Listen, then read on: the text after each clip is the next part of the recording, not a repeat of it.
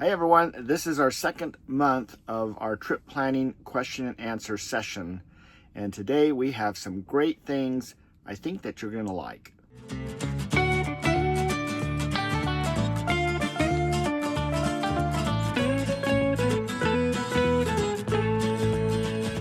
Hey everyone, welcome to Tigner Adventures. My name is David and we are full-time RVers. We have been full-time now we've gone through 7 years. We're starting our 8th year. We have traveled all over the place and we have been having lots of fun. We typically plan everything that we do, and whether you physically put it down on a map of some type, or whether it's just in the back of your head that these are the things I want to do today, it does take some research to find those different things. And that's what this whole question answer is about. People have different questions about things that we use to map out our trips, how we plan things out, come up with information and everything. And so we are going to be covering that today. And in this video, I will reference several options you have when it comes to planning your trip. Now, the main product I use for my trip mapping is Trip Wizard by RV Life. And we have been using that, for the last 6 years, and we use it quite extensively. We would really not ever want to go anywhere without it. That's how well we like it. And we are affiliates, so RV Life is not directly sponsoring this video, but we are affiliates. And so if you are not already a subscriber to RV Life and you are interested in it, then we would really appreciate it if you used our code here. It's in our description also, but if you scan this code, then we get a little bit of money from that, and you guys save 25%. So it's a win-win for both of us, and we love the product. And so that is why we are doing this series now, question answers, and hopefully you will give us input by leaving some comments below. Because we have been doing it so long, we have come across a lot of issues, and so we have figured those out, and now that's why we're trying to share that information with you. So we're gonna start off with some of the questions we've had. We just got done manning a booth in Quartzsite, Arizona for RV Life, and a lot of you guys came up and asked questions. So in my last video I did for January, we did not cover Harvest Host, and so Jack put a comment in there, so thank you, Jack, saying, I thought that Harvest Host was on this program. And so today I want to just take a minute here and just show you what that is. So first thing is, let's check out the map here. This is just a generalized map of our trip for this summer of 2025. We really don't know what we're doing yet, so we just kind of got a couple things on here. But Jack was asking about Harvest Host, and there are a lot of things that we can do with the planning software besides just Harvest Host, but I just want to show you something new. If you click on this research option right here and you go up to points of interest, you'll notice that there is this Harvest Host option right here. Now, I've already logged into my Harvest Host account, so I'm logged in, but otherwise it will state there that you have to connect your Harvest Host to your Trip Wizard account. So my first time clicking on it, it asked for my ID and password from Harvest Host, and I filled all that in there. And now you'll notice that it doesn't show that there. It just says Harvest Host. This is new, just so that you're aware of this. This is a beta, basically. It hasn't been announced by Harvest Host or by RV Life yet. Someone spilled the beans out on Facebook apparently, and so that's either they just noticed it here, because that's what I noticed also, was it was there, and so they started asking about it and kind of talking about it and things like that. And that's where the questions started coming up with when we were doing the RV Life booth. People started asking about this, and so we kind of went into it. So something new.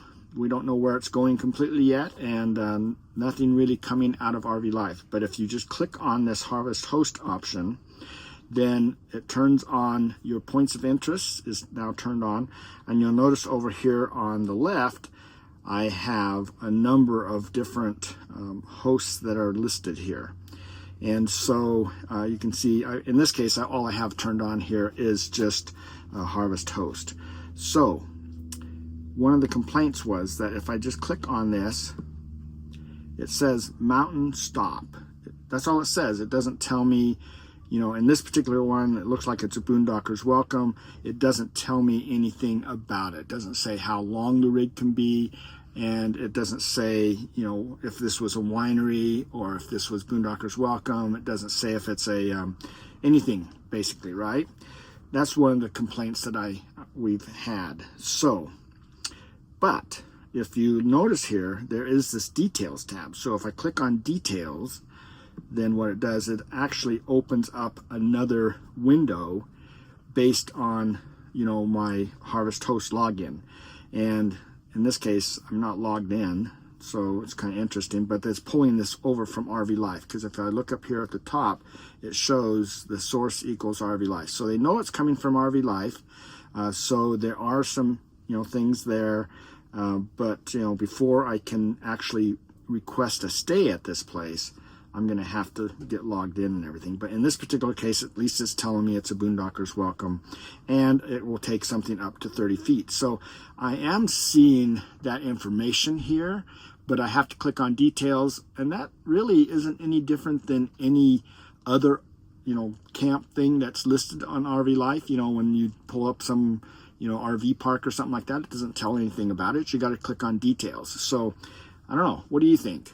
Do they need to list more on that initial first screen, or is this good enough? Because this to me looks like a pretty good, at least a pretty good start. So anyway, and now in my particular case, I don't have the rest of the Harvest Host things. We, if you watched any of our past videos, we didn't use any of those this last year on our trip, really. We always use Boondocker's Welcome, and we've been part of Boondocker's Welcome for many, many years. And so it just didn't, the Harvest Host portion didn't make sense for us. And so that's why we chose to not have that right now. But they keep adding all kinds of cool new things to it. So there's nothing to say that we won't add this later. And when we go to the Escapees thing here this next month, the Harvest Host will be there, and we have a lot of questions to ask them. And we'll try to bring those out here too, you know, when we do find out some of those different questions and answers. You know, they've mentioned, for example, Escapees, you know, membership and things like that. So we need to look into all of that. But right now, all that I'm seeing here is Boondocker's Welcomes. So if I go back over to this tab and I see, so there's that one there. If I click away here and I go to this one, you can see that most of these, well, all of these pictures that are popping up here are, you know, homes and things, which is what Boondocker's Welcome is all about. So it's someone sharing their stuff. So here's a I don't even know how to say that, Mantua Mountain Retreat. So you can see that all of that stuff's listed there. But the thing that I like about this, and is really nice, is this collaboration between Harvest Host and RV Life now offers it so I see it right here on my map. Now that is pretty cool. And so, you know, it's nice that we have that available to us, so we don't have to bring up, you know, a ton of other tabs. If you've watched some of my other planning videos, I've brought up other tabs, and I've used other, you know, things like, you know, let's see, free campgrounds. There's Campinium. You know, there's a whole bunch of different. I really like the Dirt.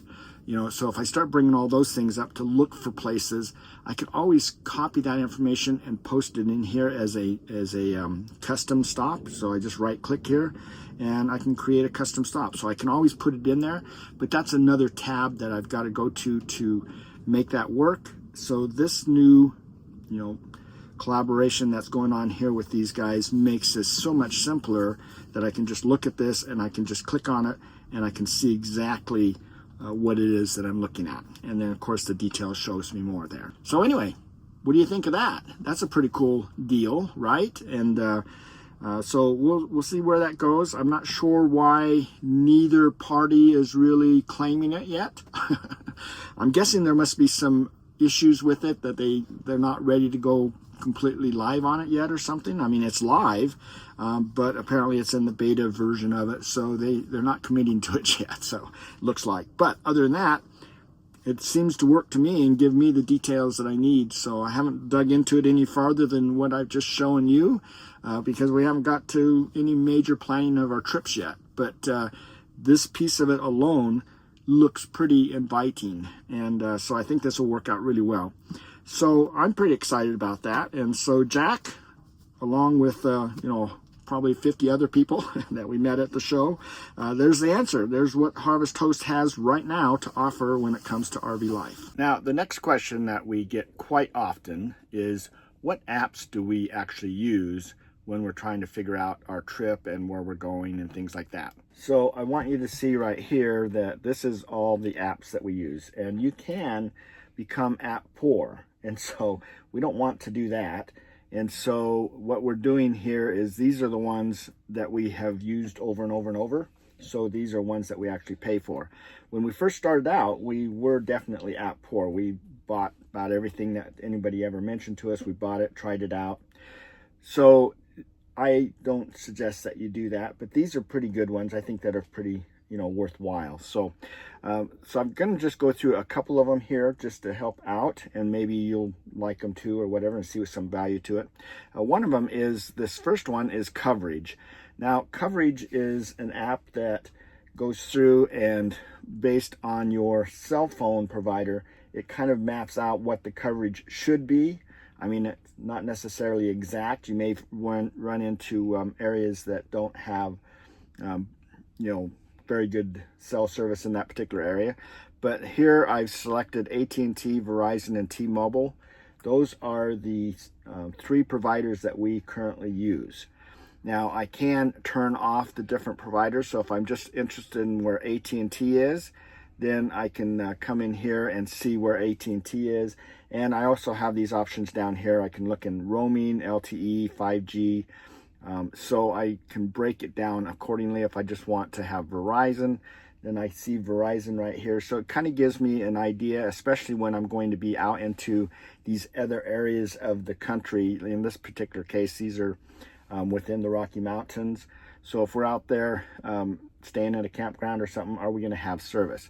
T-Mobile, we can go back and forth and see what they're doing too. So I think this is a pretty nice little app. It's not very much, but it's, something that's, available to us. And we have different mapping modes. So this is just basic mapping mode. This is satellite, and this is standard. So now if I turn off all of our different things that are showing up on the map here, then you can see that's standard, that's satellite. So it looks just like you can drill right into things pretty easy. This is just basic. So basic is not very useful in most cases. So most mapping we do is in standard mode unless we really want to drill into it. Now the other one I use quite a bit is this public lands. And so this is the next one. I think both of these are based on or by the same individuals that developed this.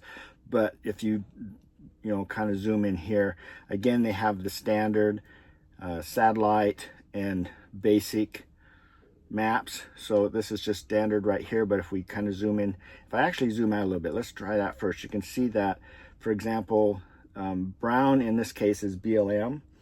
But in green, I think, is Forest Service. So you can see there's quite a bit of that out west here. But once you get to New Mexico towards Texas, there is nothing that is, as far as BLM. BLM does not go any further east than that. And so I can easily go in here and see where that is. So you can see there's some here in New Mexico. But once we hit into Texas right here, there is nothing. And so I like this because I can drill into it. And if I go up to these little sprockets up here on the top right, this is where I select all the different things that I want to be looking at. So you can see here, I've got Bureau of Land Management, U.S. Forest Service. That's ones that are selected right now, but I can put into the National Park Service, Army Corps of Engineers, National Monuments. I have a bunch of different ones in here, and I can drill into just using those, and they each have their own color. So if you turn those on, then all the colors start changing on the map. It gets a little overwhelming if you turn them all on. That's why in this particular case right now I just have BLM and Forest Service on there. But this works out pretty good, and it's another one that's very inexpensive. So now my third one is the State Lines app. This is another really cool one because these are all the states, and it has information about them. So for example, let's just select Arizona for a minute, and you'll notice that down here at the bottom there are a number of little dots here that you can go through. That's screens, different screens. So here in this screen, this is talking about sales tax, gas tax. If I swipe to the left here, it now talks about seat belts, motorcycles, electric bikes, right? And then, you know, electronic devices, you know, all that information there. And I just keep going across here. There's the normal speed limits based on the different types of highways that you're going to be traveling on in Arizona. Left turn allowed or not. That's always nice to know, whether you can do U-turns and things. This one here I really love, because this is rest area overnight rules. And so here overnight parking is permitted. So that's pretty cool.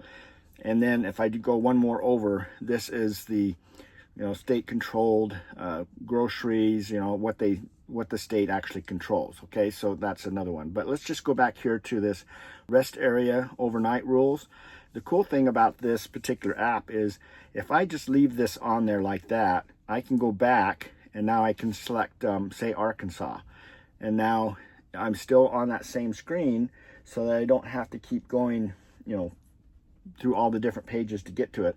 And if I just want to look through where I'm traveling to see what the rules are for overnight parking in a rest area, then I just go back and forth, and here's California, parking permitted up to 8 hours.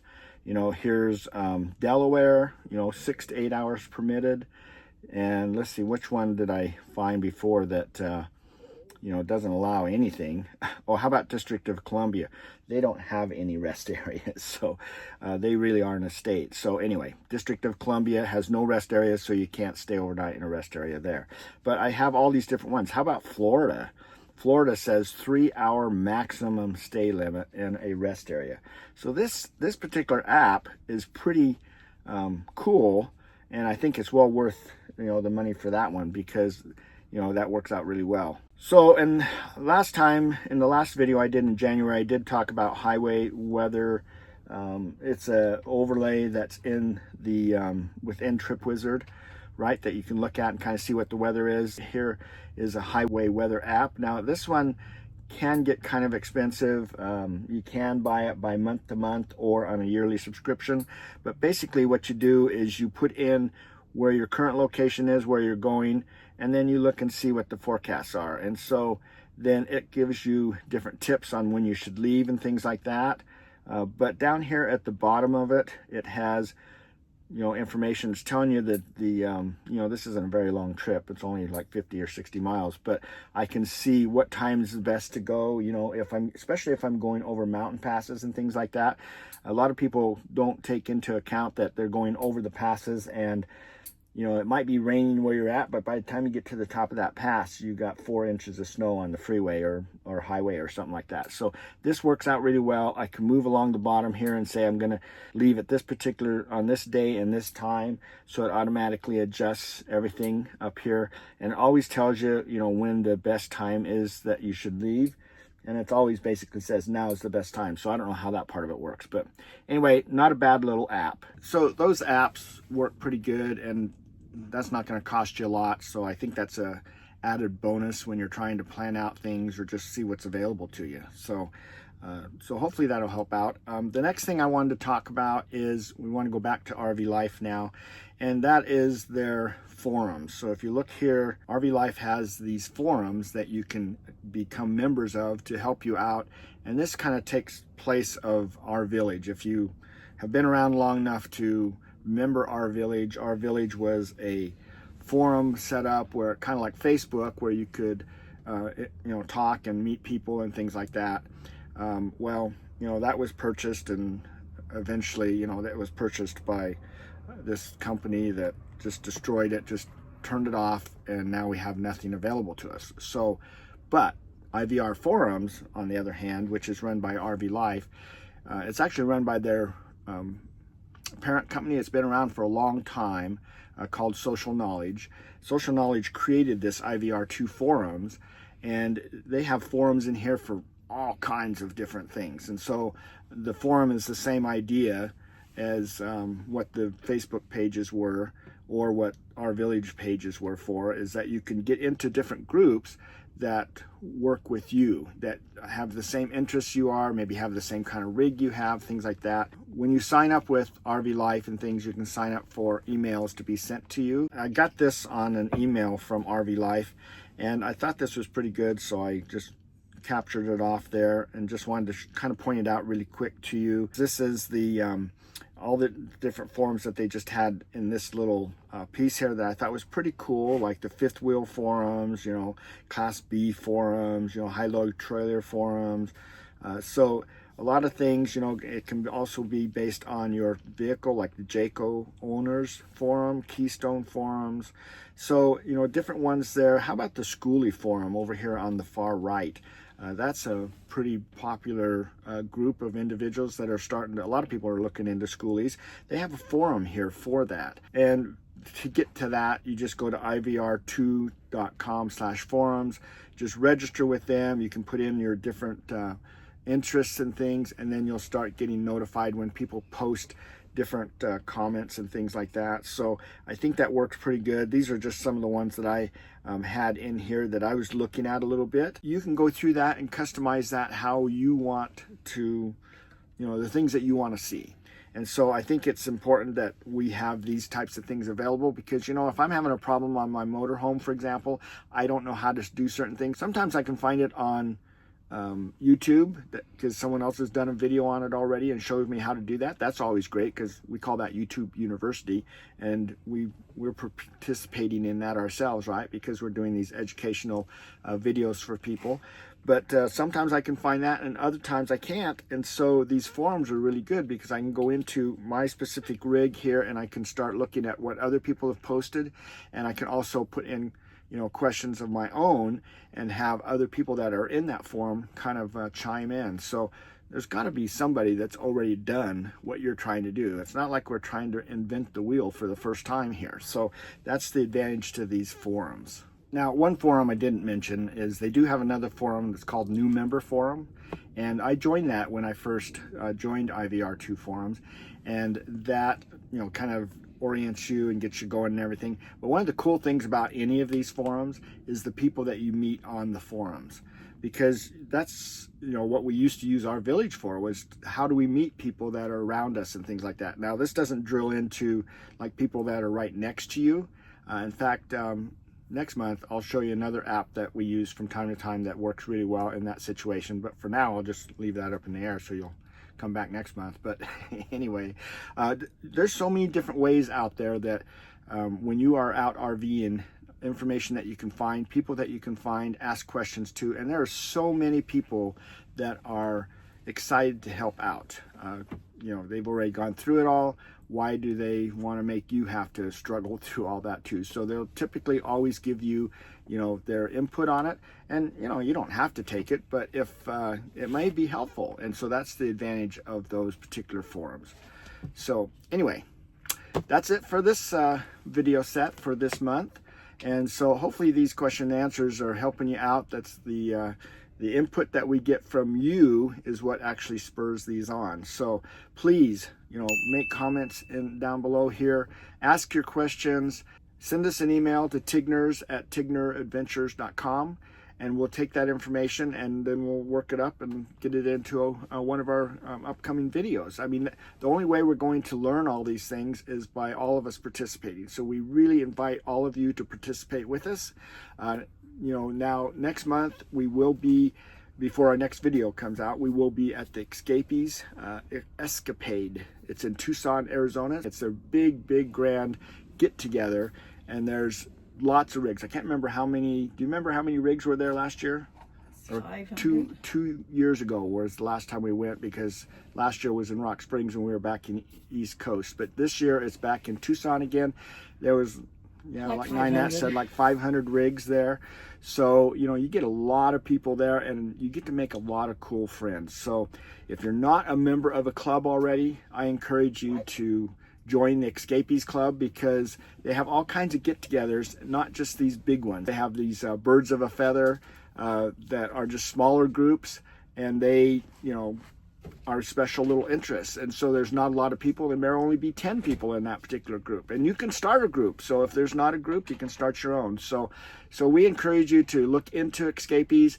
They are pretty good, and they're now part of Harvest Host. And they're announcing they're going to have a big Harvest Host thing there too, and they're going to be talking about that whole integration and everything. And so this is going to be pretty exciting. This should be a lot of fun. So hopefully we'll see you there. Come say hi, and we'd love to meet you. And then next month we'll come up with some more questions. We'll come out with another one. But until then, thanks for watching, and we'll just plan on seeing you guys down the road somewhere. And if not, then on the next video. So take care.